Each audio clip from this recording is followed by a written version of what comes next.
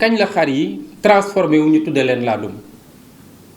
li ma xam daal aussi boo saytoo da ngay wax ni Matar Mbengue moo ci njëkk a intéressé wu te boo laajee élevage yu Matar Mbengue ça date vers les années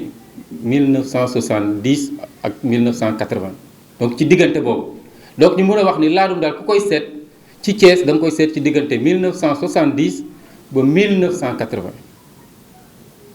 léegi nag yeneen éleveur commencé ci dugg ma siga ñing moo leen mag moo mag Matar Mbengue mais ma siga Passada moom moo ko njëkk ci xar mais nekk na ci xar def na ci liggéey bu am solo parce que bu ñu jëlee maal boo jël rek da nga naan xaram jóge na ci ma siga ndax ci jamono yooyu da ngay gis nag léegi éleveurs yi commencé jël xar yi di leen wutal ay tur yu mag ñu turu colonel déw wala ñu tudde ko seen biir mbaa ñu tudde ko seen jabar yi donc loolu la commencé différence boobu aussi commencé nañu am Thiès dem nañu ba boo waxee ndumbe muy soxna Matar Mbengue ñëpp xam nañ ko xar la boo waxee awa ñu ni dem nañ ba tuddee benn xar ñu ne race bi mooy awa ci seen kii yooyu la Seynabou donc noonu la ñu mujjee woon di dem ak xar yi ci période boobu y avait une prédominance des femelles que des mâles éleveurs yi xar yu jigéen yi la ñu ëppoon gënoon a fonk que xar yu jigéen yi xar yu góor yi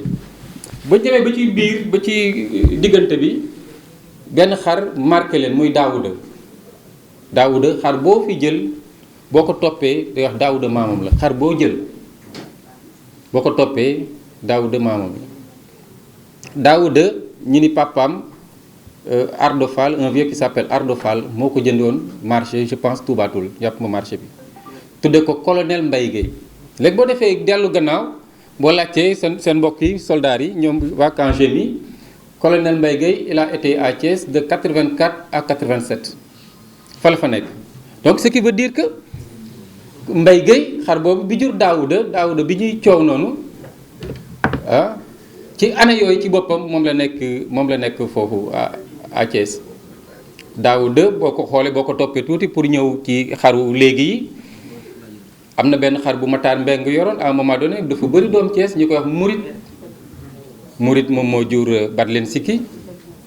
Murit moo jur Mam Souley Matar moo jur Chimère moo jur Tyson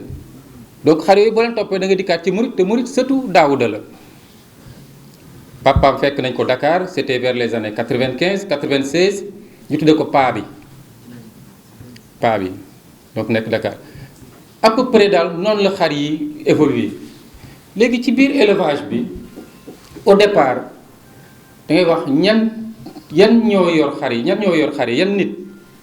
ñu ci gën a bëri ci période boobu ay policiers lañu xaw ma nag pourquoi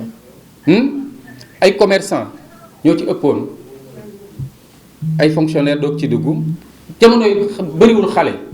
boo ci doon cité ñoom Mbaye Cissé ñii yàgg nañ ci élevage bi noonu ñoom comment on appelle Tidiane Ngom ñoom Racine Ba amaana yooyu peut-être ñoo nekkoon ay xale ci biir élevage boobu di dox nag ba ñu dégg ci waa Dakar ñi nga xam ne Dakar lañ jógee te boolee ñi fi gënoon njëkk ñu ne Pape Koli Sarr de di magu docteur Sarr dafa daan ñëw di jëndi xar di dem ñu dégg ci plus tard ci kanam bien après commissaire Ñing ñoo ñëpp donc ñu jóge Dakar di ñëw ca kanam tuuti ñoom Mansour Mbodj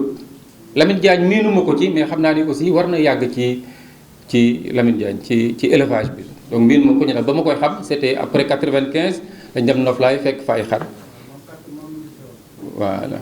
donc noonu la tëddee mu commencé Kaolack je pense ak aussi yaakaar na ay policiers ñoo ko fa yóbbu Kaolack ensuite Tivaouane et progressivement noonu la demee mais au départ élevage bi nekkuloon élevage trop business ndax dafa def ay relation ndax am na ñoo xam ne aussi il faut ñu saluer leen mooy ay techniciens mun nañu xam sax du technicien Meïssa Dieng par exemple qui travaille à l'élevage c'est un petit ouvrier moo ko gën a impulsé ndax miinoon na faj miinoon na dugg éleveurs yi mais noonu na business dugalante éleveurs yi ñuy jëndante ak jaayante mais au départ ña ko doon def passion moo taxoon ñu koy def de sorte que mu amoon ay relation boo seetlee tey Baro Mbaye Assane Fall dañuy tuddante ay doom Baylo technicien de l'élevage la dañ ko tudde doom donc relation bi am ci biir ba doon ay mbokk mu doon ay lien de parenté yu fort yu extraordinaire ba léegi paa yi nga xamoon bàyyi nañu élevage sax seen lien de parenté yooyu mi ngi subsister. Amoon naa fi benn photo bu murit bu Assane Fall doom ji nekk xale mu tudde woon ko Baro Fallou ah d'accord léegi magum jëmm la n'est-ce pas. Élevage donc foofu la tolloon maanaam passion bi ay demalante ay dikkalante. Il paraît que Pa Massiga xar bi mu njëkk am son premier mouton Pa Massiga da ko may donc mayante xar yooyu ak joxante ay xar donc lu courant la ci ñoom.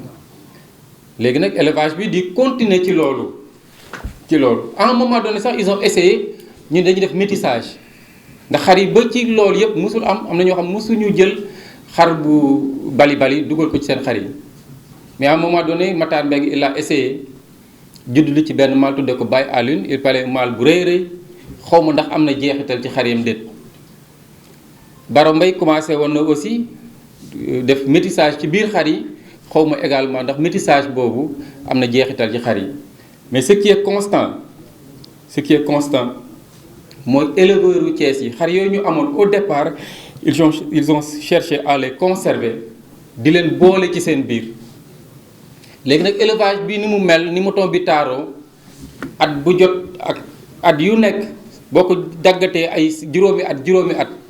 am na ci éleveur bu nga xam ni def na ci liggéey boo xam ne dafa am solo trop. At boo jëlee diggante 90 ba 95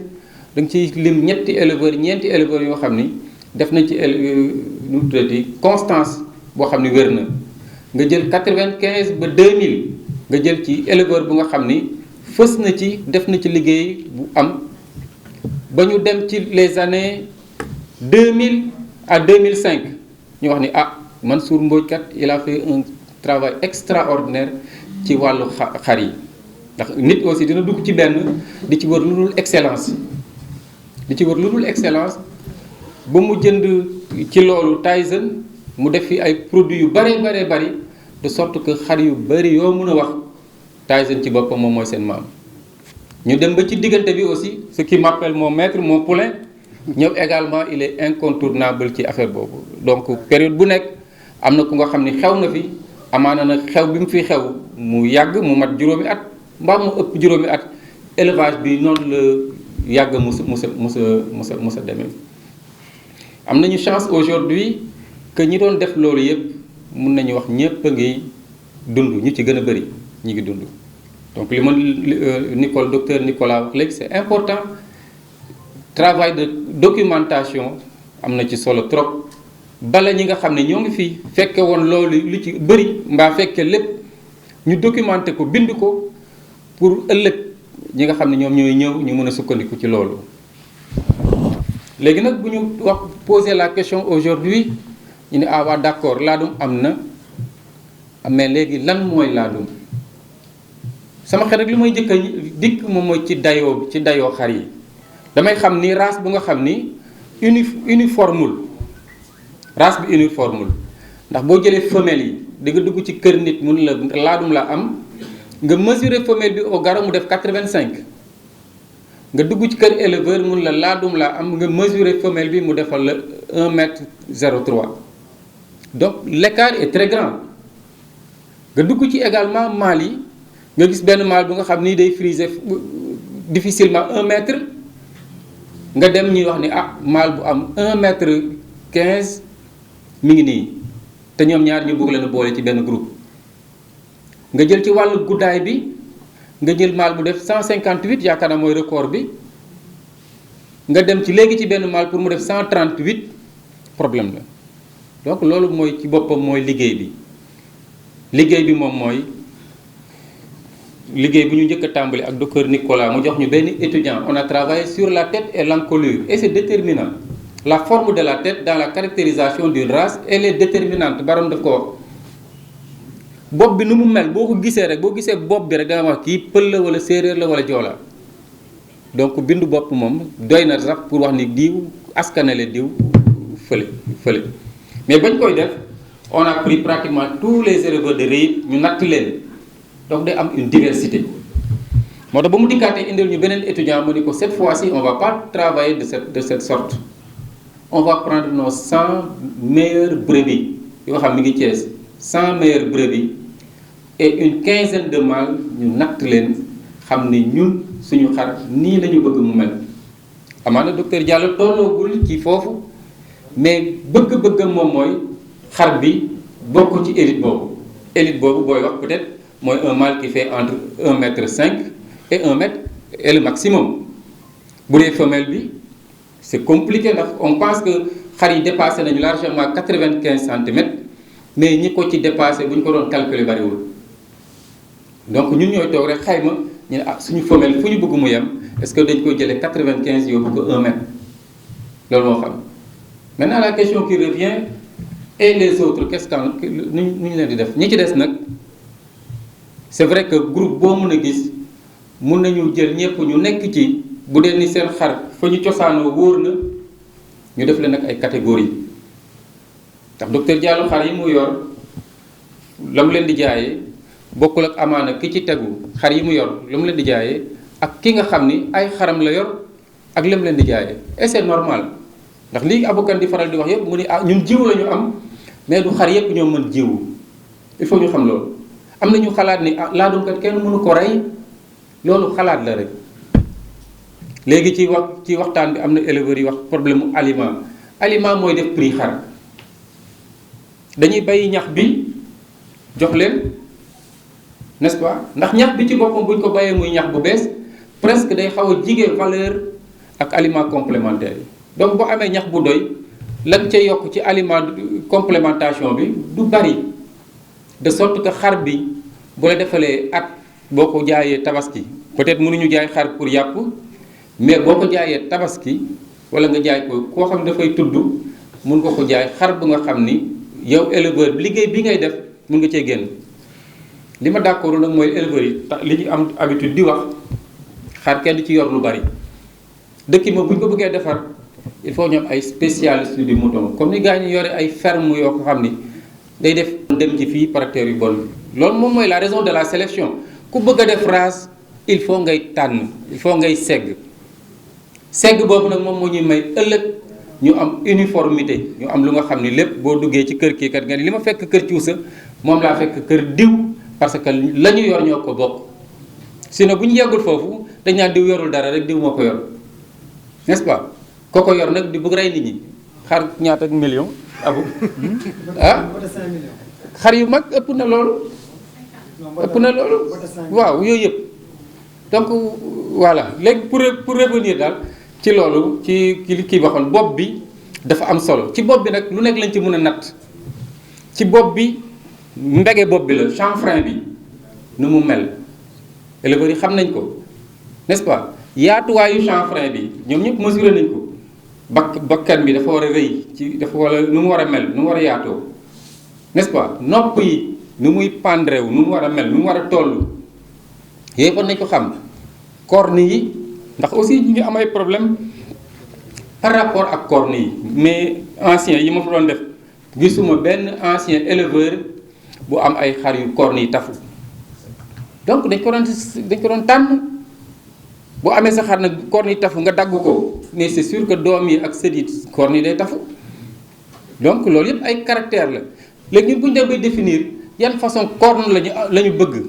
yu courbé wu ñëw ba ci nopp bi te du laal fenn bëgguñu corne yu tàllalu ñoo koy décider ah loolu sama xalaat laay wax rek corne yu tàllalu bi jëm gauche bi jëm droite nga xam boo tegee lekkukaay bi ba matul sax mu luqi xar yi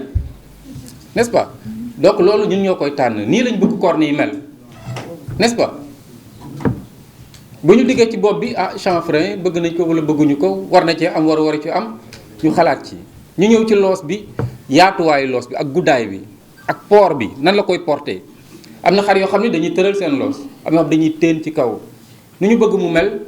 loolu dañ koy waxtaan beneen bi ñu ñëw ci yaram bi éleveurs yëpp d'accord nañu loolu seetlu nañ ko Chimère wax na ko bërki démb laado moom nu mu mën a mel yaram bi day gudd yaram bi dafay gudd ah moom des nag borom yaram yu gàtt yi c'est vrai on va utiliser borom yaram yu gudd yi ndax xar moom bu dee yenn tolloo yaatuwaayu dënd ñu tudd profondeur tolloo yaatuwaayu digg gannaaw fàllare ngeen tolloo ko mu gën laa gudd bu leen peesee moo lay gën a rëy donc yooyu yëpp aussi dañ koy xool ci biir kii bi xool na ko diggante épaules yi largeur épaules yi nan lay toll yooyu yëpp gëstu nañ ko ñu ngi def ci xool nañ ko dinañu permettre ñu wax beneen bi nan la xuur yi dafay tuuti xuur yi day wàcc fuuroo bi nan lay mel yooyu ay caractères yu nga xam ni bu ñu demee ba définir sax peut-être yooyu ay caractères après la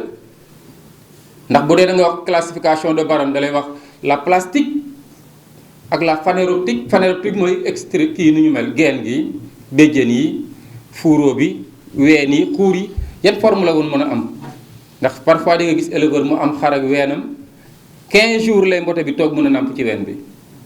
loolu est-ce que du caractère bu ñu war a tànn donc waxtaan bi du waxtaanu benn nit waxtaanu mbooloo la mbooloo bi dañ ci associé ñëpp ñu tànn bind wax li ñu bëgg yax bi dafay sew wala tànk bi day rëy bout du nez les extrémités caractère la ci classification les extrémités tànk yi ak bakkan yi pax yi dafa war a rëy wala dafa war a nang du mu war a mel beneen bi également peut-être éleveurs yi ñu ngi koy def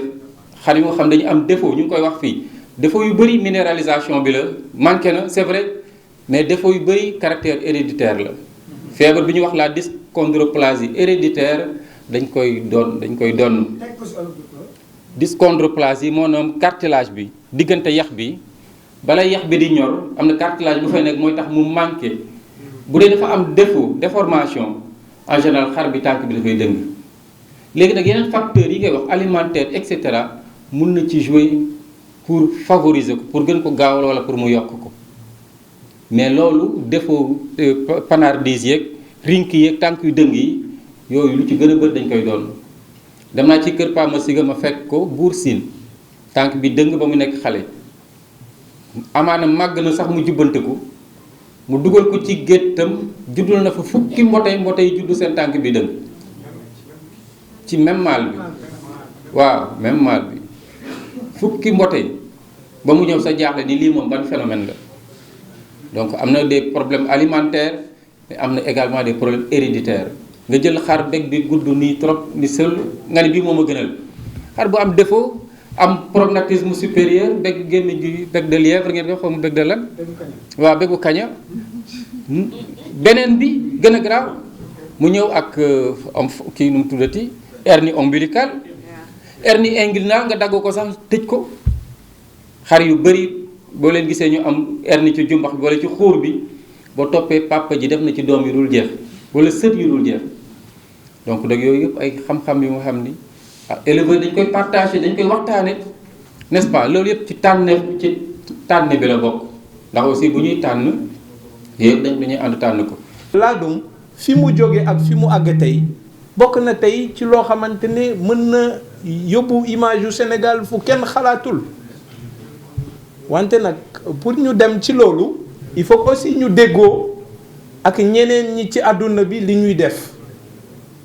vraiment ñi def nañu ay résultats yu jéggi dayo wante itam il faut que ñu adapté ko ñu normaliser ko comme ñeneen ñi ci àdduna bi lu ñu jàpp ne moom mooy amélioration génétique parce que éleveurs yi moom la ñu def effectivement mais il faut ñu def ko ci ay anam yi nga xamante ne ci àdduna bi yépp anam yooyu lañ ko def je pense que président Abou Kane yàggul bu mu jógee Brésil doyen Thious moom waxi noppi yàgg na ci mbir yooyu torop mais li ñu ci xam ci Brésil ci wàllu amélioration génétique xam nañu ne ñun am nañu liggéey bi ñu war a def Brésil jël na fi ay souche liggéey ci ba ñëw jaayaat ñu enfin pare pour jaayaat ñu race bi Sénégal ci nag yi ak yeneen Gouzera souche bi Inde la jógee Nelore yëpp tey Brésil la ñuy wax kenn du wax Inde kenn du wax feneen donc je pense que laadum bi itam def nañ ci liggéey bu mag boo xamante ni finition bi moo ci des finition bi parce que xar bu mag la wala xar bu ndaw la loolu moom dépassé nañu foofu xont bi yàlla def na am ngeen ñi leen ci encadré bu baax ba yéen a ngi ci def lu jéggi dayo mais li ci des mooy génétique bi parce que adduna bi génétique la ñuy jaay foofu nag la ñu war a je pense ànd liggéey. man nag damay topp seen ginnaaw rek vraiment yoon boo leen yaakaar ne mooy yoon bu baax bi parce que depuis départ bi yéen a ko def yéen i kase yoon boo leen yaakaar mooy yoon bu baax bi rek buñ ci mënee jàpp du man kese am naa yeneen naataangoo yu ma gën a xarañ ci wàll bi bu baax donc docteur Mambal ak ñeneen pare naa man sama wàllu bopp pour ànd ci bi nag gëstu la ànd bi nag gëstu la parce que leneen li yëpp def ngeen ko ñun gëstu rek lañ leen mën a wax lii ak lii ngeen yaakaar waaye lii ak lii la ñu gis donc commencé woon nañ ko ak REIT donc waa Thiès ñu defoon ci étudiants yi nga xamante ni donc ni ko docteur Diallo waxee côté bopp bi ak loos bi la ñu doon gëstu vraiment ñu gis ci lu am solo mais ni mu ko waxee sànq rek dafa am ay différence yu bëre c'est-à-dire ñëpp laadum la ñu yor ci association bi waaye di nga gis ne xar yi wute nañu ci seen melokaan wala wute nañu ci seen njoolaay ak yu mel noonu donc te race moom foo ko déggee rek day fekk ñoom ñëpp a niroo boo foog naa ci nag yi la gën a yomb gis sax boo gisee Montbéliarde moom kenn du wax ne bii rax na leneen dafay leer naññ donc moo tax ci laadum bi aussi il faut ñu àgg foo xamante ni vraiment dafay leer naññ parce que léeg-léeg nga gis yii nopp yi rëy yii béjjën yi mel nii yi et cetera am na daal lu bëri loo xamante ni je pense jotoon nañ ci wax mais comme ni mu ko waxee finalement moom mu proposé nañu choisir ay éleveurs yoo xamante ni ñëpp bëgg nañu am xar yi mel ni seen xar yi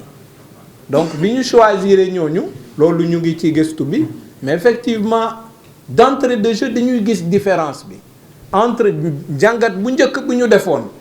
ca nga xam dañu tirer au sort pour njàngat bi ñu mën a wax ne lii kat amul xaj ak seen dañuy def lu ñuy tirage au sort donc liste éleveurs yi la ñu yor rek tirer au sort par hasard ay éleveurs dem jël seen xar yi mais bi pas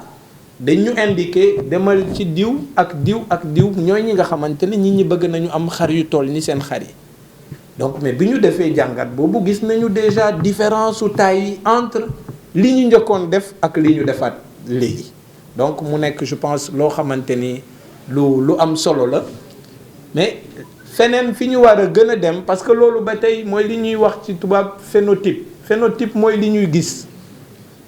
mais génotype mooy li ñu dul gis mooy li muy expliquer mâle bi amoon doom fukki doom yi ñu am ay jafe-jafe et cetera loolu mooy génotype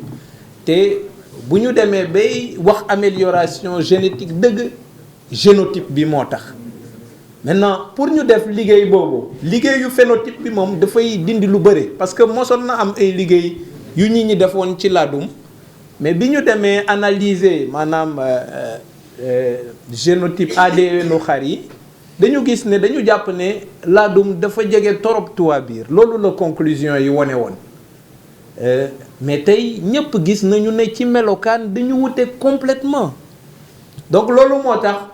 différence yi il faut ñu wone ko ci melokaan ba pare différence bi net leer nañ ne duñu benn après ñuy soog a topp melokaan bi pour dem ci génotype bi parce que caractère génétique yi nu ñu leen di amee wax nañ ko fi sànq ñaari xar yu bokk papa ak yaay mën nañu bañ a niroo melokaan mais loolu fu mu amee rek dafa fekk lu ñuy woowee patrimoine génétique bi li nekk ci papa ji ak li nekk ci yaay ji maîtriser wuñu ko mais bu ñu demoon ba am benn race boo xam ne leer nañu ne bii race bii la amul benn sikki sàkka bii race bii la amul benn sikki sàkka ci biir deret bi ñoom ñaar ñooy yor même matériel génétique bi ñaari doom yi dinañu yor même matériel génétique bi mais ci melokaan mën na wute ci kaw yorin bi mooy feebar yi mu am ci diggante bi xont bi ak yeneen mën na tax effectivement ñoom ñaar ñu wute mais loolu pour ñu xam ko il faut que ñu topp xar yi mooy tey xar yëpp xam nañu en tout cas et loolu maa ngi ci félicité bu baax ñi yëngu ci laadum yi xar boo tànn tey nit ñi mën nañ la wax papam nii la tudd yaayam nii la tudd maamam nii la tudd mais ba tey dafa yem ci tur bi te tur bi indiwul génétique bi. Il faut que ñu romb tur bi mooy li mu doon expliquer, il faut ñu natt papa ji ci njoolaay bi, ci guddaay bi, ci poids bi, et cetera, ci lu bëri ñu natt ko ba xam ne papa ji lii mooy melokaanam. bi muy am at bii nii la meloon, bi muy am at bii nii la meloon. loolu dañ ko war a def ci base de données. yaay ji tamit ñu xam ne nii mooy melokaanam, bu mu tollee fii nii la meloon, et cetera. bu ñu xasee ba def loolu, doom yi ñu am, papa ji doom yi mu am ak benn femelle ak doom yi mu am ak yeneen femelle yépp dañ leen di natt ñoom itam, xool caractère bi ñu gisoon ci papa ji ndax dinañ ko gis ci doom bi.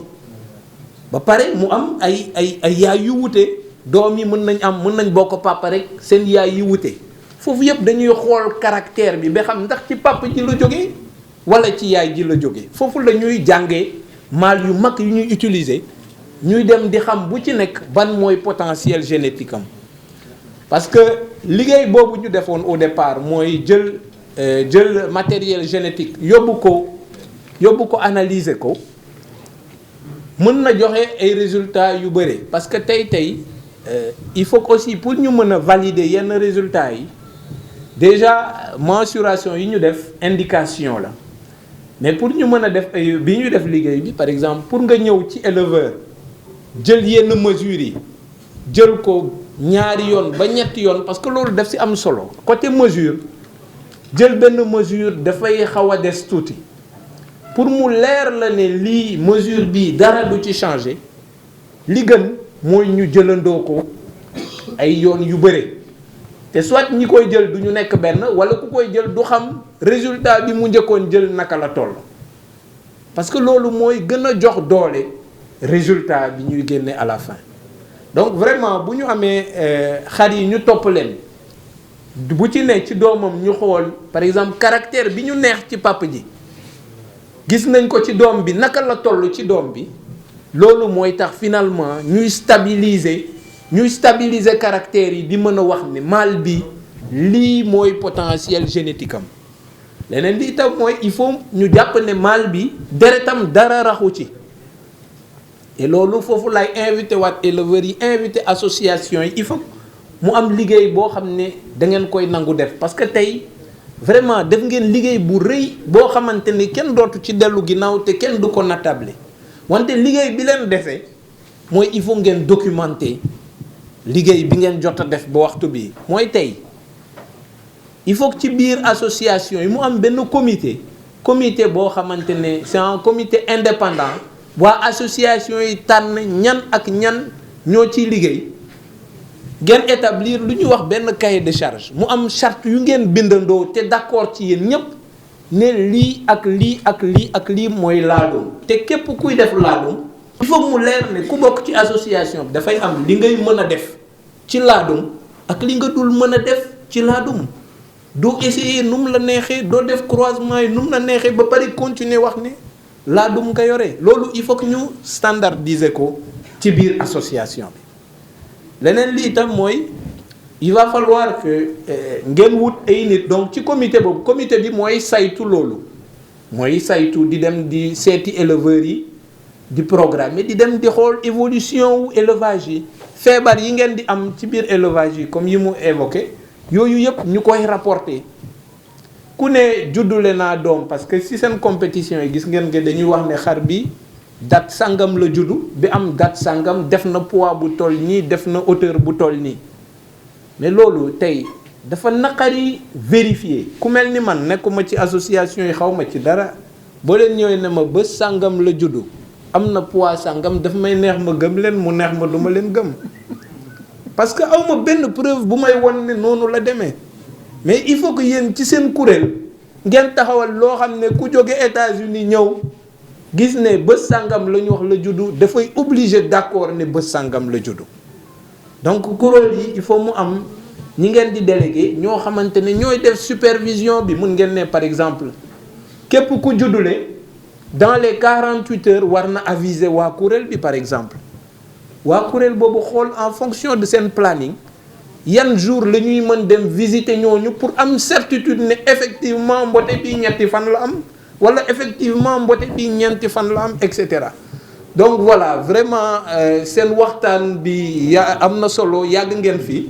Donc am na ñu war a ñibbi, donc mënuma continuer di monopoliser parole bi, di leen gërëm bu baax.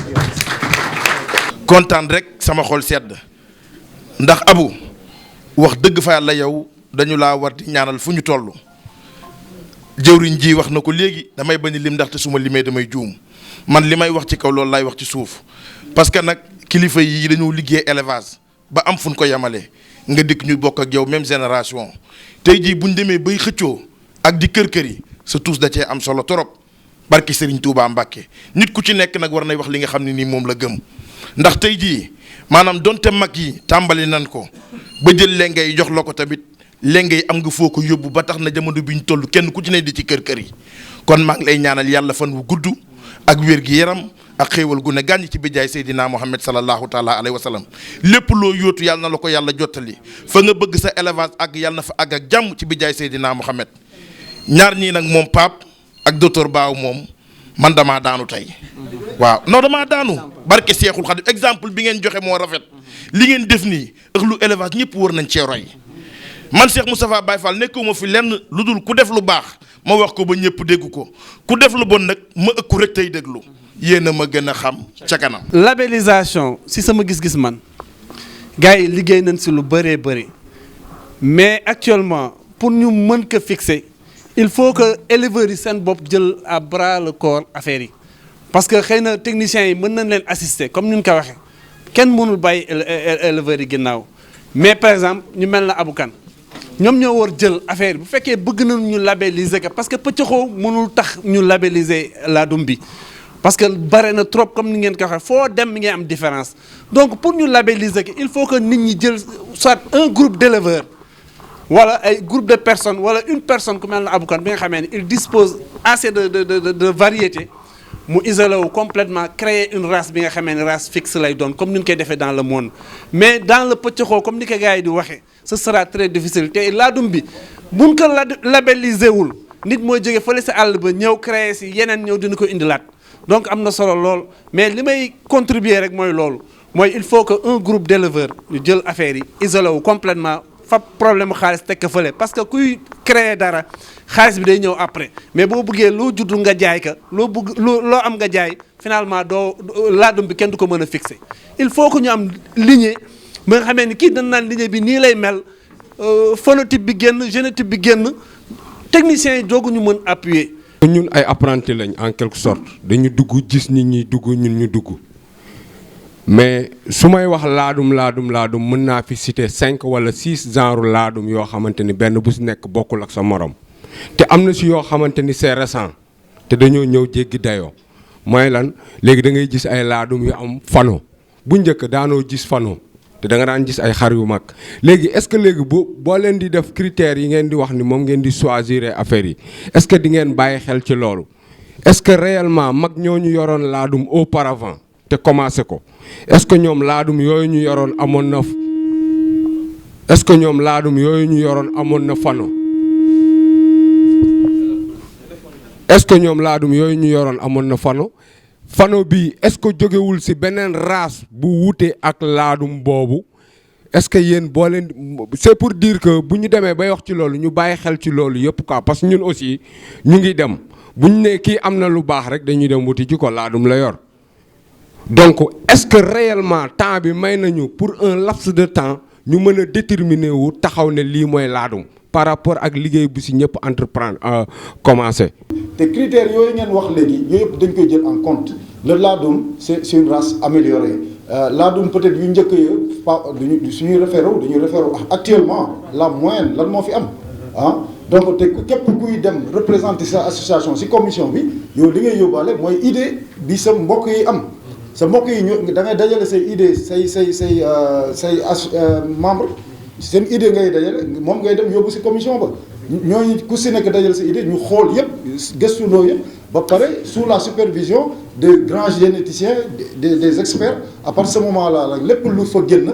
mooy loo xam ne dafay am unanimité parce que lu am solo bu am solo mooy na am unanimité ñëpp d'accord ci lii la loolu moo am solo te yaakaar nañ ni su chaque association jëlee nit yónnee ko foofu koo xam ni mooy sa plénipotentiaire moom nga wóolu nga yónnee ko foofu mu ñëw di leen rendre compte lépp lu ñu fa conclure di nga ko nangu te ministère bi si boppam bokk na si commission bi yaakaar naa ni lépp lu fa nar a jógee dinañ ko nangu te dina doon jëriñ si ñun incha allah te loolu kenn du ko patamee kenn yàkkamtiwul dañ koy def ni ñu ko war a defee incha allah résultat bu ñu si am yëpp dina doon satisfaction éleveur yëpp te dina doon ndamu élevage. di leen di remercier nag di leen di jaajëfal di leen di jéggalu di remercier vraiment suñu sponsors yi NMA Sanders bi nga xam ni depuis bi ñu ko créé ils sont derrière les éleveurs ils écoutent les éleveurs te di jàppale éleveurs yi Sopela même chose donc ñoom it dañuy jàppale bu baax a baax parce que bu loolu du ñoom du ñu am possibilité def li ñuy def nii parce que lii ay ça coûte des millions di jaajëfal suñuy techniciens yi comme bañ nañu ma wax expert dinaa ñeme naa wax technicien donc di leen di jaajëfal si vraiment exposé yi ngeen di jox nii di jaajëfal les 2 présidents comme ni ngeen ko wax si action yi ñu joxe yi di jaajëfal aussi seeni membres di ñaan yàlla rek lii yàlla na sax yàlla jëmale lii yëpp si kanam ba vraiment laadum bi am ndam élevage Sénégal am ndam jërë ngeen jëf yéen ñi safoo di baaxoo tey seetaan Ladoum TV lii lañ leen indiloon tey fii ci Ndar Géej muy 2e journée bu FENAFO ngeen gis lépp li nga xam ne moom lañ leen fi dëgtal muy ay information yu am solo xam naa leen jox dig daje rek ci yeneen i jotaay ak ci yeneen i émission fii ci télévision Ladoum TV jërë ngeen jëf